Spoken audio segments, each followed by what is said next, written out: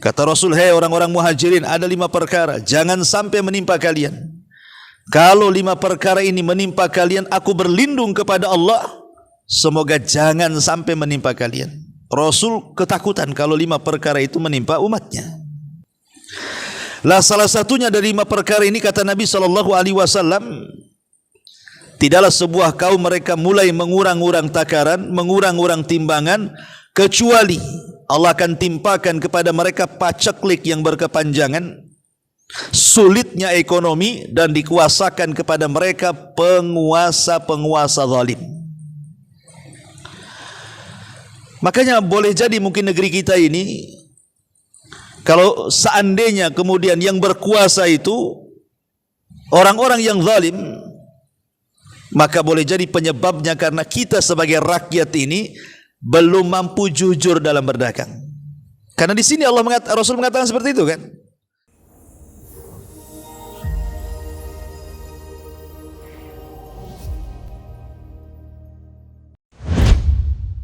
Bismillahirrahmanirrahim. Assalamualaikum warahmatullahi wabarakatuh. Bihamdillah wassalatu wassalamu ala Rasulillah wa ala alihi wa sahbihi wa mawalah wa la hawla wa la quwata illa billahi wa ba'du.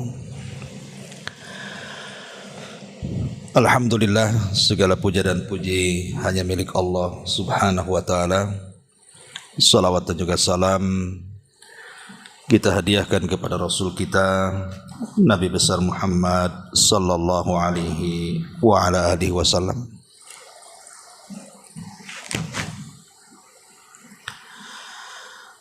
Alhamdulillah, di malam hari ini kembali kita bisa duduk bermajelis ilmu dan biasa pembahasan fikih Asmaul Husna. Tadi salah jadwal, jadi pembahasan mungkin ditarik kepada pembahasan di Taman Raya. Kita mengkaji tafsir karena persiapannya tafsir ya, jadi Anda pun tak bawa buku juga. Taib, malam ini kita akan membahas tafsir Al-Mutaffifun, karena surah Al-Insyiqaq kita sudah selesai membahasnya dan udah usah, percuma juga. udah habis baterai. Ya nggak apa-apa lah, saya teriak-teriak aja.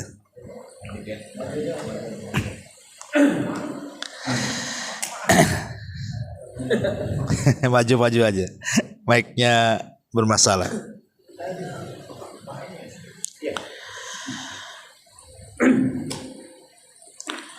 Allah subhanahu wa ta'ala berfirman di dalam surah Al-Mutaffifin ini, A'udzubillahi minasyaitonirrajim, bismillahirrahmanirrahim, wailun lil mutaffifin. Celakalah bagi orang-orang yang curang dalam menakar dan juga menimbang. Alladzina idza qtalu 'alan nasi yastawfun. Orang-orang yang apabila menerima takaran dari orang lain, mereka minta dicukupkan. Wa idza kaluhum aw wazanuhum yuhsirun. Dan apabila mereka menakar ataupun menimbang untuk orang lain, mereka pun justru mengurangi. Surah Al-Mutaffifin ini, ikhwan, ada yang mengatakan dia ada surat yang terakhir turun sebelum hijrah Nabi. Tapi ada juga yang mengatakan dia surat yang turun di awal-awal hijrah Nabi ke kota Madinah. Tapi ada juga yang mengatakan bahwa separuh surat itu turun di Mekah dan separuhnya turun di kota Madinah. Tentu ulama tafsir memiliki alasan tersendiri kenapa ada yang berpendapat Makkiyah, Ada yang berpendapat Madaniyah dan ada yang berpendapat dua-duanya. Abdullah bin Abbas radhiyallahu anhuma berpendapat bahwa surah Al-Mutaffifin ini adalah Madaniyah. Karena sebelum hijrah Nabi SAW di kota Madinah, orang-orang Yahudi itu mereka terbiasa curang dalam berjual beli. Jadi ekonomi Madinah itu kan dipegang orang-orang Yahudi. Di sana ada namanya pasar Bani Kunaiko. Itu pasar besarnya orang-orang Yahudi. Dan dikenal dengan kecurangan dalam dagang. Jadi ketika Nabi SAW kemudian hijrah ke kota Madinah, dia melihat buruknya perdagangan orang-orang Yahudi di Madinah. Dari sini turunlah ayat wailulil mutaffifin alladzina idza iktalu 'alan nasi yastawfun wa idza kaluhum aw wazanuhum yukhsirun. Itu di antara sebab kenapa turunnya surah Al-Mutaffifin ini. Adapun surah Al-Mutaffifin sendiri, kalau kita melihat dari jumlah ayat, dia memiliki 36 ayat. Kemudian 109 kalimat dan 430 huruf.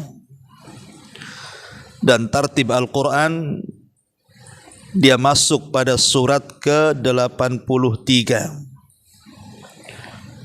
Itu dari segi tartib ayat dan kalimat. Taib, ma'asyiral muslimin yang dimuliakan Allah Subhanahu wa taala, kenapa kemudian Allah Subhanahu wa taala memulai dengan kalimat wailun? Apa itu wailun? Sebagian ulama tafsir mengatakan wailun itu adalah doa kecelakaan, kebinasaan. Tapi juga ada yang mengatakan dia adalah sebuah lembah yang terdapat di dalam neraka jahanam, yang sangat dalam, sangat gelap dan sangat busuk sehingga jahanam sendiri merasa ketakutan dengan lembahnya. Dari sini kata Al-Hafidh Ibnu Hajar Al-Asqalani, pengarang kitab Fathul Bari, mengatakan bahwa melakukan tatfif, curang dalam berdagang dengan cara mengurang-urang takaran atau timbangan, termasuk minal kabair, dosa dari dosa-dosa besar. Dan itu juga dicantumkan Imam Zahabi dalam kitabnya Al-Kabair. Salah satunya beliau membuat bab tentang masalah at-tatfif, mengurang-urang takaran ataupun mengurang-urang timbangan atau curang dalam dagang. Kenapa demikian? Karena definisi dosa besar sendiri adalah setiap dosa yang ada ancamannya. Kalau dosa kecil kan tidak ada ancamannya, tapi dosa. Tetapi kalau dosa besar itu identik dengan ancaman. Baik ancaman itu di dunia ataupun di akhirat. Pokoknya setiap dosa mengandung ancaman. Di dunia pamannya potong tangan, rajam, didera, diasingkan. Berarti dosa yang ada ancaman di dunia itu disebut dosa besar. Atau di akhirat seperti di sini, diancam dengan wail, lembah di neraka, atau diancam dengan neraka, atau diancam dengan azab. Maka apapun dosa, kalau sudah ada ancamannya, ketahuilah itu adalah minal kabair, dari dosa-dosa besar yang tidak bisa diampuni hanya dengan sekedar wudu, dengan sekedar solat, dengan sekedar zikir, tidak. Tetapi harus dengan taubatan nasuha. Dan kalau itu berkaitan dengan hak orang lain, maka harus dikembalikan haknya. Ma'asyiral muslimin yang dimuliakan Allah Subhanahu wa taala, kenapa kemudian tatfif ini sedemikian kerasnya sampai dijadikan satu nama dalam Quran itu, Al-Mutaffifin? Karena yang namanya tatfif, mengurang-urang takaran, timbangan dan yang semacamnya itu kezaliman. Dia adalah kezaliman. Kemudian memakan harta orang lain dengan cara yang batil. kemudian melukai orang lain, karena kan dia merugikan masalahnya. Kalau orang yang membeli itu tahu bahwa dia dicurangi, sakit hati. Ya. Kemudian juga menimbulkan perpecahan antar kaum muslimin, kedengkian, tidak suka kan begitu. Kadang-kadang kita ngomel juga kan gitu. Beli sekilo rupanya ditimbang tak sampai, apa nggak ngomel-ngomel kita. Lah dari ini pula kemudian kenapa kemudian ancamannya berat lebih daripada itu? Sering saya kasih contoh antum. Kalau masalah tatfifnya ini mungkin barang-barang berharga seperti emas, perak, dikurangi sekian gram gitu kan, tentu terasa ruginya. Karena emas itu kecil tetapi harganya besar kan gitu. Terasa lah kan gitu ya. Tapi mungkin kalau tatfifnya mengurang-urang takaran dan timbangan itu pada sesuatu yang sifatnya mungkin harganya murah. Seperti umpamanya jual buah-buahan, duku, salak, jeruk atau yang semacamnya. Mungkin kalau kita beli 2 kilo dikurangi setengah on mungkin tidak sadar kan gitu ya. Tidak tampak gitu ya. Ya. Dan kalaupun seandainya yang sedikit itu kita makan pun tidak mengenyangkan sebenarnya. Kita beli 1 on umpamanya duku, nggak kenyang juga. Tapi kenapa kemudian ancamannya demikian kerasnya dalam Quran sampai dikatakan wailun, neraka wel bagi mereka, lembah jahanam bagi mereka. Dari sini kata para ulama, karena kita tahu bahwa antara pedagang dan pembeli itu terkadang tidak saling kenal. Kalau yang curang dari pihak pedagang, berarti dia menzalimi pihak pembeli. Kalau dia curang dari pihak pembeli, dia menzalimi pihak pedagang. Contoh umpamanya, pembeli ini kita tidak tahu siapa dia. Bagaimana kalau yang membeli itu anak yatim? Berarti kita memakan hak anak yatim. Bagaimana kalau pembeli itu fakir miskin? Berarti kita memakan hak fakir miskin. Atau mungkin nampak orang kaya yang membeli, bisa saja orang kaya itu disedekahkan kepada panti asuhan untuk anak yatim juga kan begitu kan. Ataupun sebaliknya, kita yang membeli ini kadang-kadang kita minta ditambah, kita tidak tahu penjual ini orang kaya kah, orang miskin kah, kita tidak tahu. Lah karena ada kemungkinan memakan harta-harta anak yatim, harta anak miskin dan begitu seterusnya, wajar kalau Allah Subhanahu wa taala dengan keras mengatakan wailun lil mutaffifin di sini. Celaka bagi orang-orang yang mutaffif di sini. Yang suka mengurang-urang takaran dan timbangan itu. Kalau dia jadi penjual, dia kurangi. Kalau jadi pembeli, dia minta tambah. Ma'asyiral muslimin yang dimuliakan Allah Azza wa Jalla, sebenarnya bukan dari Quran saja celaan tatfif ataupun mengurang-urang ini. Di dalam hadis Nabi sallallahu alaihi wasallam dijelaskan tentang bahayanya ini. Seperti Nabi sallallahu alaihi wasallam mengatakan ketika menasihati orang-orang muhajirin, apa kata Nabi sallallahu alaihi wasallam? Ya ma'syaral muhajirina khamsun idzabtulitum bihinna fa'udzu billahi an tudrikuhun. Kata Rasul, hai orang-orang muhajirin, ada 5 perkara jangan sampai menimpa kalian. Kalau 5 perkara ini menimpa kalian, aku berlindung kepada Allah, semoga jangan sampai menimpa kalian. Rasul ketakutan kalau 5 perkara itu menimpa umatnya. Sampai Rasul berlindung kepada Allah. A'udzubillah an tudrikuhun. Aku berlindung kepada Allah kalau kalian sampai terkena 5 perkara ini. Lah salah satunya dari 5 perkara ini kata Nabi sallallahu alaihi wasallam, walam yanqusul mikyala wal mizan illa ukhidhu bisinin wa syiddatil maunati wa jawri sultan. Tidaklah sebuah kaum mereka mulai mengurang-urang takaran, mengurang-urang timbangan, kecuali Allah akan timpakan kepada mereka paceklik yang berkepanjangan, sulitnya ekonomi, dan dikuasakan kepada mereka penguasa-penguasa zalim. Makanya boleh jadi mungkin negeri kita ini, kalau seandainya kemudian yang berkuasa itu orang-orang yang zalim, maka boleh jadi penyebabnya karena kita sebagai rakyat ini belum mampu jujur dalam berdagang. Karena di sini Rasul mengatakan seperti itu kan. Kita ini berharap pemimpin kita adil, pemimpin kita baik, pemimpin kita wah gitu ya. Tapi kita pula masih mengurang-urang takaran dan timbangan. Dari sini Allah mengatakan, innallaha la yughayyiru ma biqaumin hatta yughayyiru ma bi anfusihim. Allah tidak mungkin merubah sebuah kaum sampai kaum itu yang merubahnya. Subhanallah, kalau kita melihat hadis ini, dosanya satu kan, tapi azabnya 3. Dosanya cuma mengurang-urang takaran timbangan satu saja, tapi lihat bagaimana Allah Subhanahu wa taala menurunkan 3 azab atas lisan Rasul. Pertama, paceklik yang berkepanjangan. Yang kedua, sulitnya ekonomi. Yang ketiga, dikuasakan penguasa zalim. Menunjukkan bahwa tatfif ini bukan perkara ringan, karena azabnya banyak di sini. Ma'asyiral muslimin yang dimuliakan Allah Subhanahu wa taala. Makanya di antara bahaya tatfif ini disebutkan oleh para ulama. Pertama, sababun lisuhtil jabbar. Tatfif ini menyebabkan datangnya kemurkaan Allah Subhanahu wa taala kepada kita. Allah akan murka kepada kita. Karena Allah sudah mengancam dalam Quran dan Rasul sudah mengancam dalam hadisnya. Kemudian yang kedua, akan ditimpakan berbagai macam azab yang tadi disebutkan oleh Nabi.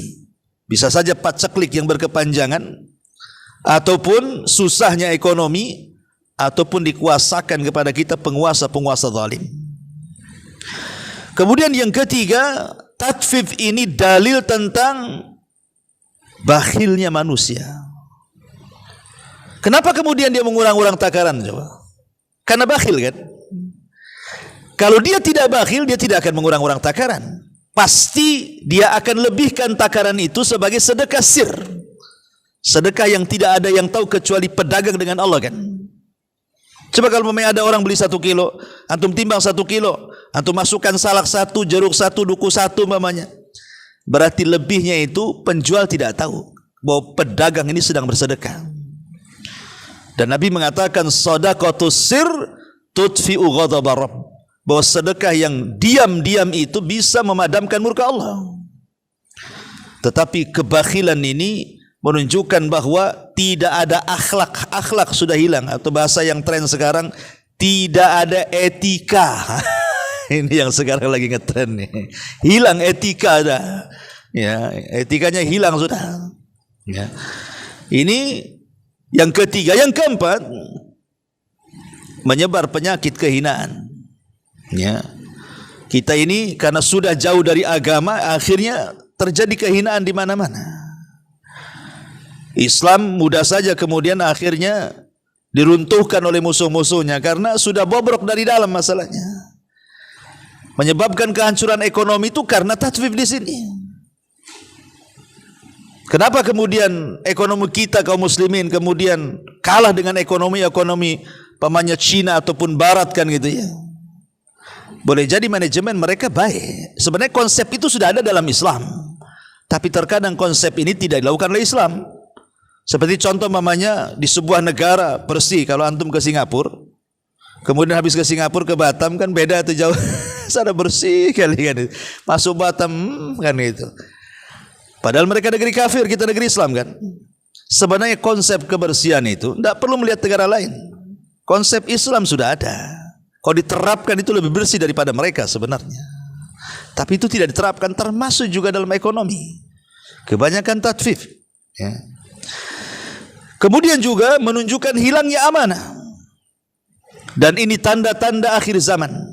Karena ketika Nabi SAW berbicara soal tanda-tanda kiamat itu, salah satunya apa? Idha'atul amanati. Ketika amanah sudah tidak ada. Karena tatfif ini bagian daripada khianat. Seorang pedagang berkhianat kepada pembeli. Atau sebaliknya, hilang amanah. Ya. Dan tatfif ini bagian daripada dosa besar. Sebagaimana perkataan Al-Hafidh Ibnu Hajar Al-Asqalani rahimahullahu ta'ala. Ini kerusakan daripada tatfif. Suka mengurang-urang takaran, mengurang-urang timbangan, mengurang-urang meteran atau curang dalam berdagang. Adapun pengaruh buruknya baik atas individu ataupun masyarakat, ikhwan. Pertama, bahwa mereka akan terkena al-khusran, kerugian, baik di dunia ataupun di akhirat. Karena Allah mengatakan dalam surah Asy-Syu'ara ayat 181 ketika menceritakan tentang kisah kaum Syu'aib. Ingat, kalau kita melihat sejarah para nabi, yang pertama kali melakukan curang dalam jual beli itu justru kaum Madian, yang diutus kepada mereka Nabi Arab namanya Syu'aib alaihi salatu wassalam. Inilah kaum yang pertama kali mencontohkan curang dalam dagang. Kaum Madian namanya. Lalu Allah Subhanahu wa taala bercerita ketika menceritakan tentang kisah Nabi Syu'aib, kata Allah, wa auful kaila wal mizan wa la takunu minal muhsarin. Wa auful kaila wa la takunu minal muhsirin. Wa auful kaila, sempurnakan timbangan kalian, dan janganlah kalian termasuk orang-orang yang merugi. Rugi dunia dan rugi akhirat. Apa yang dimaksud kerugian di sini? Hilang berkah. Hilang berkah. Ingat bahwa niat para penjual ini dengan cara curang dalam berdagang, dengan mengurang-urang takaran, timbangan dan meteran itu kan pasti cuma satu, ingin dapat keuntungan lebih. Dia kira dengan cara seperti itu bisa kaya, bisa cepat dapat keuntungannya. Akhirnya dia pun melakukan kecurangan. Hakikatnya dia rugi, karena sebenarnya walaupun dia curang ataupun tidak curang tetap dapatnya segitu. Kenapa demikian? Karena rizki Allah sudah diatur. Kamu mau curang, mau jujur, tetap dapat segitu. Kan sudah diatur rizki kita. Ketika kita ini di perut ibunda kita, kemudian malaikat datang mencatat rizkinya, sudah dicatat rizki kita ini. Lah kalau sudah dicatat rizki kita, ngapain curang dalam dagang? Toh Anda curang ataupun tidak curang tetap dapat segitu. Justru yang terjadi, walaupun secara kasat mata dapat keuntungan banyak, hakikatnya dihilangkan berkah dalam harta kita. Rugi itu di dunia, bagaimana di akhirat? Ya. Ini yang pertama. Yang kedua, al-fasadu fil ardi. Orang ini telah melakukan kerusakan. Wala ta'thaw fil ardi mufsidin. Janganlah kalian melakukan kerusakan di permukaan bumi. Jadi orang yang melakukan tatfif ini hakikatnya dia sedang melakukan kerusakan di permukaan bumi. Karena kenapa melakukan kerusakan? Ya tadi, menimbulkan perpecahan, menimbulkan kedengkian, menimbulkan permusuhan, akhirnya kan rusak akhirnya. Pertemanan pun jadi tidak baik, ya, dan begitu seterusnya. Kemudian yang nomor 3, fuqdanul amni al-ijtimai. Hilang keamanan. Udah enggak merasa aman lagi akhirnya kan. Malas kita mau beli gitu. Kenapa? Enggak tahu.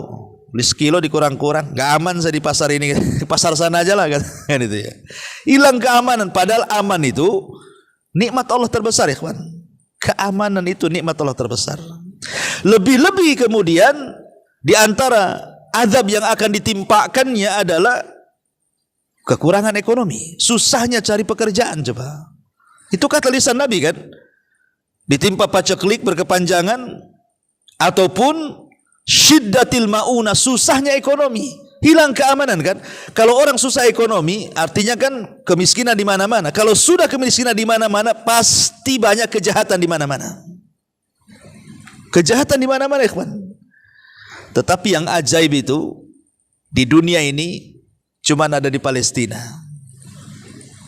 Di Palestina itu walaupun mereka susah makan, susah di blokade, tidak bisa makanan, minuman masuk, obat-obatan pun tak masuk.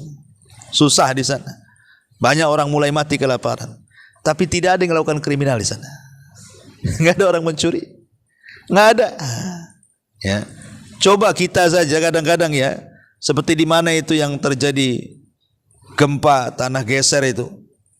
Ini bantuan baru datang, belum sampai di tempat, udah dirampok tuh pakaiannya, kan? Bayangin. Itu baru bagian kecil di negeri kita itu. Ya. Bahkan ada di sebagian tempat itu, ketika terjadi bencana itu, toko-toko itu dijarah betul. Ya, karena orang yang punya udah ketakutan kan, udah pergi, datanglah orang tak jelas. Nah, itulah akibat daripada susah kan, akhirnya muncul kriminal, dan itu berawal ketika dicabutnya aman. Ya. Ini yang ketiga. Kemudian yang keempat, al-ibtian an rahmatillahi azza wa jalla. Dia sudah menjauhkan diri dari rahmat Allah subhanahu wa ta'ala. Karena rahmat Allah subhanahu wa ta'ala itu akan diturunkan kepada siapa? Inna rahmatallah qaribun minal muhsinin. Rahmat Allah itu dekat dengan orang-orang yang muhsin, yang berbuat baik. Ini sedang berbuat jahat orang ini. Curang itu kan kejahatan, kezaliman. Dicabut rahmatnya akhirnya kan. Nah, ini juga bahaya. Termasuk juga faqdul aswaq at-tasrifil alamiyah, rusak ekonomi. Ya, di mana-mana rusak ekonomi dan tercabutnya perasaan kepercayaan amanah kita itu udah nggak percaya lagi sama orang. Akhirnya suudon antar kaum muslimin, coba. Sesama kaum muslimin suudon akhirnya. Lah inilah kerusakan-kerusakan kalau sampai kemudian orang itu masuk pada tatfif. Tapi para ulama tafsir meluaskan sebenarnya. Jadi tatfif itu bukan hanya sekedar bicara soal jual beli saja. Ya, bukan soal mengurang-urang takaran, mengurang-urang timbangan, mengurang-urang meteran, curang dalam dagangan. Bukan hanya sebatas itu. Ya, tapi tatfif juga mengurang-urang hak ini juga berlaku kepada Allah, berlaku kepada ibadah, berlaku kepada muamalah yang di luar jual beli. Dan kata para ulama, sebesar-besarnya tatfif adalah ketika mengurangi hak Allah subhanahu wa ta'ala. Sebesar-besarnya tatfif, mengurang-urang hak itu adalah ketika kita mengurang-urang hak Allah subhanahu wa ta'ala. Dan itu ketika kita melakukan kesyirikan. Kenapa kemudian kesyirikan ini sebesar-besarnya tatfif, mengurangi hak? Ya, Allah sudah memberikan rizki kepada kita, ikhwan. Allah sudah memberikan kehidupan kepada kita, memberikan rizki kepada kita, memberikan nikmat kepada kita, segala-galanya Allah subhanahu wa ta'ala kasih. Tiba-tiba kita tidak bersyukur kepada Allah, kemudian meminta pula kepada selain Allah azza wa jalla. Yang harusnya berharap kepada Allah diberikan harapan kepada selain Allah. Yang harusnya takut kepada Allah diberikan takut kepada selain Allah. Yang harusnya meminta kepada Allah diberikan pula doa itu kepada selain Allah. Ini sebesar-besarnya tatfif. Makanya di zaman Nabi SAW ada seorang wanita mengucapkan satu kalimat kepada Nabi SAW, satu kalimat saja. Apa kata wanita ini? Masya Allah wa syi'ta ya Muhammad. Atas kehendak Allah dan kamu. Hanya menambahkan kalimat dan. Rasul marah dan mengatakan aja'al tani lillahi nidan, kau mau jadikan aku tandingan bersama Allah? Qul masya Allah wahda, katakan atas kehendak Allah saja, jangan bawa-bawa aku, kata Rasul. Karena kalimat waw ini bahaya, walaupun satu kalimat waw dan ini bahaya. Karena akan mengurangi hak Allah di sini. Ya. Ini sebesar-besar tatfif dalam Islam adalah ketika bicara tentang hak Allah, kesyirikan. Ya. Kemudian yang kedua dalam ibadah. Terkadang kalau kita ini, umpamanya Anda ini bekerja di pemerintahan, kemudian pemimpin kita datang, entah wali kota, entah bupati, entah apa kan gitu, atau mungkin dalam dunia militer, polisi, TNI dan begitu seterusnya, itu kalau datang komandannya tuh rapihnya luar biasa, tepat waktu, kalau nggak bisa dipecat atau mungkin suruh push up. Itu kan. Itu kalau yang datang itu komandannya atau pemimpinnya atau wali kotanya atau gubernurnya atau menterinya, apalagi presidennya, sebagai bawahannya kita, apa enggak dreg-dreg tuh, langsung sap rapi, pakaian rapi, semua serba rapi, on time lagi. Tapi ketika kita sholat, sholat coba kan, kita sedang menghadap Allah, bukan menghadap wali kota, gubernur, presiden. Ya, terkadang kita ini mengurang-urang hak Allah kan.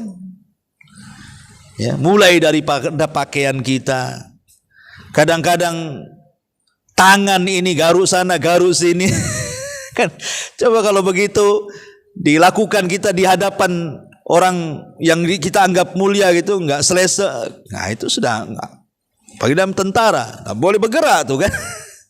Tapi kenapa kepada Allah seperti itu?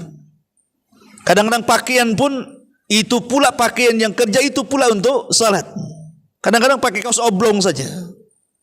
Ini tatfif namanya, mengurang-urang hak Allah kan.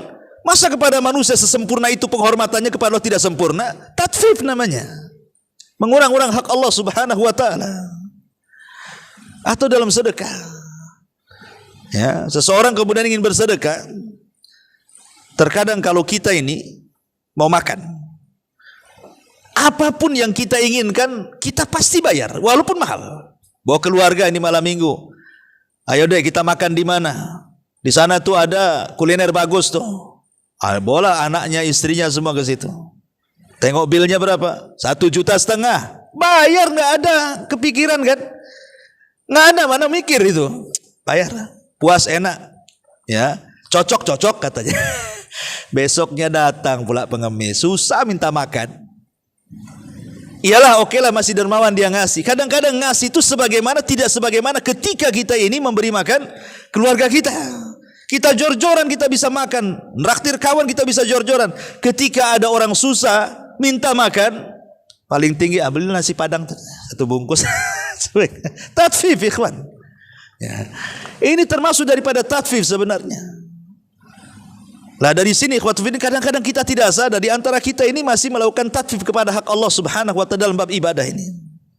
Karena wailul lil mutaffifin ini meluas pembahasannya, bukan hanya seputar jual beli saja, tidak, sampai kepada bicara hukuk, ya, hak-hak yang berkaitan dengan Allah ataupun dengan hamba-hambanya selain daripada jual beli. Termasuk juga hak-hak pekerja. Ya, seperti umpamanya kita bekerja kepada seseorang atau mungkin di PT atau di mana. Terkadang-kadang kita ini tidak berpikir, lambat datang, malas bekerja, tapi ketika gajian pengen pula sempurna sebagaimana perjanjian di awal. Ini kan tatfif namanya. Anda sudah memotong jam, Anda sudah memotong waktu, Anda tidur pula di situ, ketika gajian tak mau pula dikurangi. Ah, itulah tatfif namanya. Masuk juga pada masalah-masalah seperti ini. Bahasa kita ini suka ngular kan itu. Pemain antum bangun dulu malah, kemudian datangkan tukang harian, ya.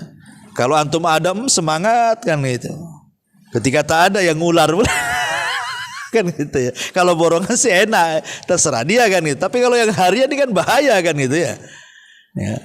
Lah itu kadang-kadang di situ tatfif juga kan, karena mengurang-urang hak orang.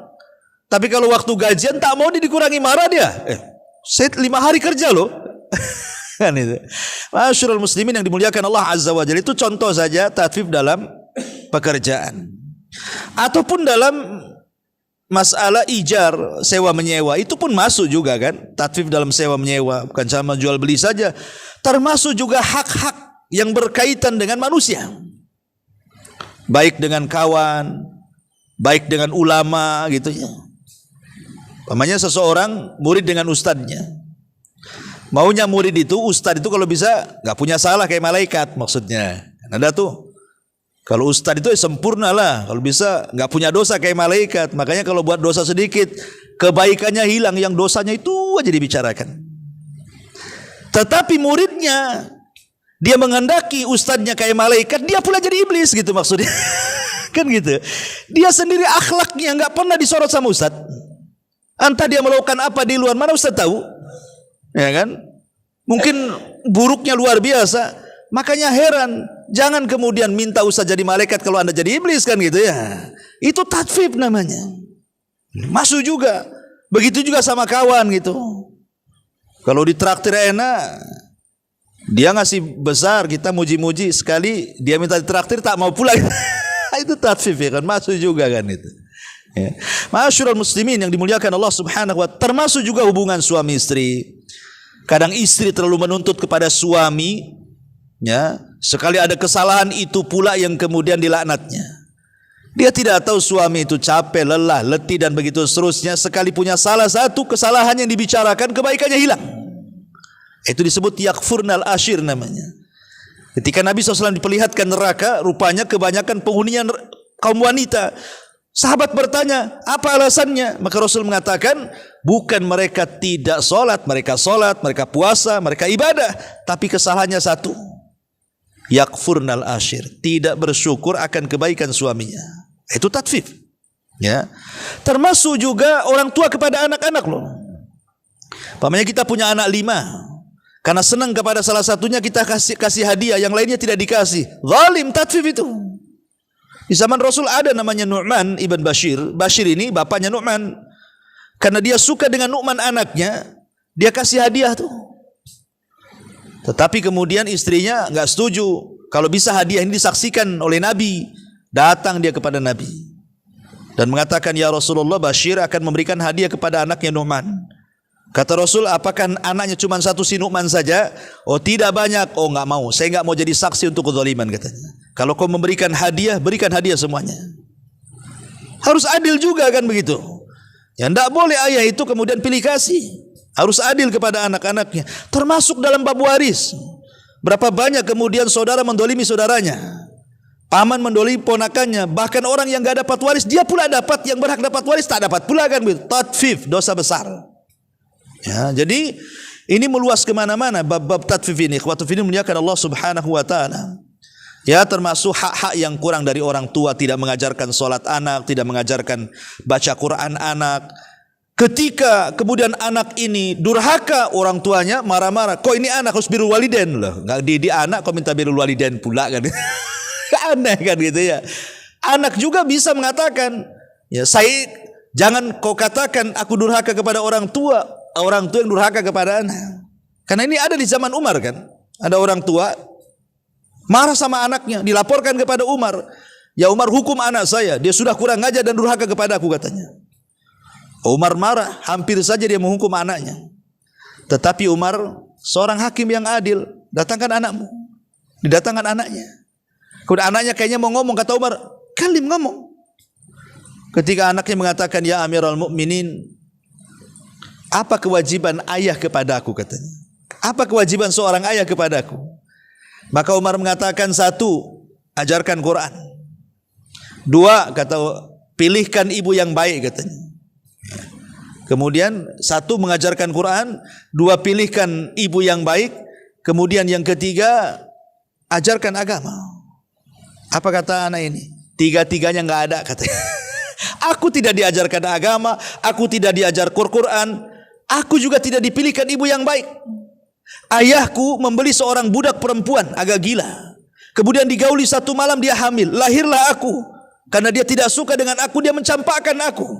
Kemudian aku diberi nama Ju'lan, katanya. Ju'lan ini sejenis binatang. Bukan kurang ajar tuh. Setelah sudah besar saya durhaka. Tiba-tiba dia mengatakan akan menghukum aku dan melaporkan kepada anda, wahai Amirul Mukminin. Umar marah dan mengatakan, pergi, kasus tutup, katanya. Nggak ada lagi, katanya. Ya, sebelum anakmu durhaka kepadamu, katanya, engkau yang lebih durhaka dulu kepada anak. Itu tatfif karena ini kan tatfif ya kan. Nggak boleh juga gitu. Ya. Jadi ma'asyiral muslimin yang dimuliakan Allah Azza wa Jalla. Jadi kalau kita cerita tentang tatfif ini kemana-mana. Ya. Termasuk juga kadang-kadang kita ini tidak adil. Pamannya ada di satu instansi, yayasan, masjid atau yang lain. Ada rapat imam dengan pengurus pamannya. Imam ini hafal Quran. Dia tahu fikih, dia tahu hadis kan gitu. Rapat ada musinin di situ. Yang didengar musininnya. Imamnya tadi dengar. Kan itu. Alasannya apa? Pak Imam bisa diganti, musinin tak susah cari katanya. Ini lingkungan agama, namanya masjid, yayasan, pesantren, coba bayangkan. Ya, kadang-kadang apa? Orang yang enggak ada berkompeten dalam agama, dia pula yang didengar suaranya. Sementara orang-orang yang jelas-jelas punya agama di situ, ditendang dia, tatfif, ikhwan. Dan tatfif itu dosa besar, ya. Atau mamanya, antum punya anak gadis, ada 2 orang melamar, 1 hafal Quran, 1 pula tak hafal Quran tapi pula miliarder. Ya. Kira-kira milih mana? Yang 1 ganteng, dokter, gajinya 20 juta, rumahnya di Sukajadi, mobilnya bagus. Satu pula lulusan Jabal Uhud, tinggal di Ruli, hafal Quran, hafal hadis arba'in. Kira-kira tuh milih mana? Pak dokter lah Ustaz katanya. Idza ja'akum man tardawna dinahu wa khuluquhu fazawwijuh, kata Rasul. Apabila datang anak, melamar anak kita, bagus agamanya, bagus akhlaknya, nikahkan dengan dia. Kalau tidak, rusak anak kita. Karena bukan hanya mencarikan jodoh anak kita kemudian selesai tanpa kemudian memikir agama dia, tidak. Ketika kita mati kita butuh doa dia. Loh, kalau anak kita serahkan sama ahli dunia, ketika kita mati kira-kira peduli dengan kita? Enggak peduli. Bukan hanya dia tidak peduli, cucunya pun tidak peduli. Tapi kalau kita nikahkan dengan yang tahu agama, dia peduli dengan kita setelah kematiannya, anak cucunya pun peduli kepada kakeknya. Jadi jangan berpikir soal dunia saja. Kehidupan kita itu ada setelah dunia. Saya bukan promosi Lusa Jabalud ya. Tetapi di sini maksudnya kita bicara masalah tatfif. Kadang-kadang kita tidak adil di sini. Ya. Jadi memang tatfif ini larinya kemana-mana. Makanya kemudian Allah Subhanahu Wa Taala mengatakan wailun lil mutaffifin, celaka bagi orang-orang yang tatfif ini. Alladzina idza qtalu 'alan nasi yastawfun wa idza kaluhum aw wazanuhum yukhsirun. Kalau dia menjadi penakar, penjual, dikurang-kurang. Kalau dia pembeli pula dia mau nambah. Kadang-kadang tradisi di masyarakat ini ada kan, yang belum beli sudah nyicipi. Kan ada tuh. Ada duku banyak, langsung dia ke penjual duku, langsung main ambil. Beli sekilo katanya. Padahal itu sekilo dengan satu yang ia makan tuh. Yang satu itu belum dibayar itu. Yang sekilo sudah dibayar, tatfif. Kadang-kadang enggak boleh kita ini main comot-comot kayak gitu. Kecuali kalau memang ada promosi dari penjual. Mungkin udah salaknya udah dibongkar, duriannya sudah dibongkar, cicipi, itu asas kerelaan namanya. Ya. Mungkin kalau penjual ini kemudian betul-betul pembelinya membeli, mungkin tidak dipedulikan satu tuh. Tapi kalau seandainya kemudian sudah tidak beli, mencaci maki lagi, itu yang masalah. Ini apa ini katanya? Nggak jadi asem. Nah ini kan udah diambil, dimakan, dicaci maki, apa kurang aja. Aduh, sakitnya di sini itu penjual tuh. Nah, ini hal-hal yang seperti ini kan terjadi di masyarakat. Ya tadi saya katakan tadi, karena tidak ada etika tadi. Nah, itu hilang etika, hilang akhlak. Ya, kalau akhlak seperti hilang, gimana coba negara kita ini? Ya. Masyarul muslimin yang dimuliakan Allah Subhanahu Wa Taala, inilah di antara tafsir singkat dari surah Al-Mutaffifin. Insyaallah kita lanjutkan nanti di Taman Raya. Mungkin ini saja yang bisa sampaikan. Mudah-mudahan ada manfaatnya. Subhanakallahumma bihamdika, asyhadu an la ilaha illa anta, astaghfiruka wa atubu ilaik. Allahu taala alam. Assalamualaikum warahmatullahi wabarakatuh. Intinya bahwa tolong berakhlak kepada Allah. Membahas tafsir dari surah Al-Imran. Lahirlah Imam Muslim, Abi Dawud, Tirmidzi, Ibnu Hibban. Jadi ketika Yunus alaihi salatu wassalam terkena undian itu,